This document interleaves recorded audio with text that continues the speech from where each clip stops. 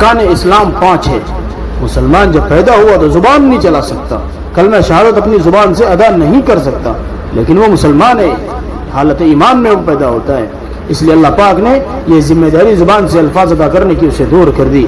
دوسرا زکوٰۃ ہے, اگر مسکین ہے, غریب ہے, فقیر ہے تو اس پر زکوٰۃ نہیں ہے, یہ بھی اللہ پاک نے بوجھ سے کم کر دیا. تیسرا حج ہے, اگر اس کے پاس مال نہیں ہے تو وہ حج بھی نہیں کر سکتا, یہ ذمہ داری بھی اللہ نے اسے دور کر دی. چوتھا رمضان کے روزے ہیں, اگر وہ شدید بیمار ہے تو روزہ نہیں رکھ سکتا, اس کے لیے بھی اللہ نے آسانی پیدا کر دی. 4 چیزوں میں آپ کو سہولت دی گئی, لیکن 5ویں نمبر پر نماز باقی ہے. اب میں آپ سے پوچھتا ہوں کہ اگر آپ مسافر ہیں تو وہ آپ کو پوری نماز پڑھنے کی ضرورت ہے؟ نہیں, اللہ نے اس نماز میں بھی آپ کے لیے آدھی کر دی گئی ہے, آپ کے لیے آسانی کی گئی ہے. پانی نہیں ہے تو تیمم کرنے کا حکم, کھڑے ہو کر نہیں پڑھ سکتے تو بیٹھ کر پڑھنے کا حکم, اگر بیٹھ کر نہیں پڑھ سکتے تو آرام کی حالات میں پڑھنے کا حکم.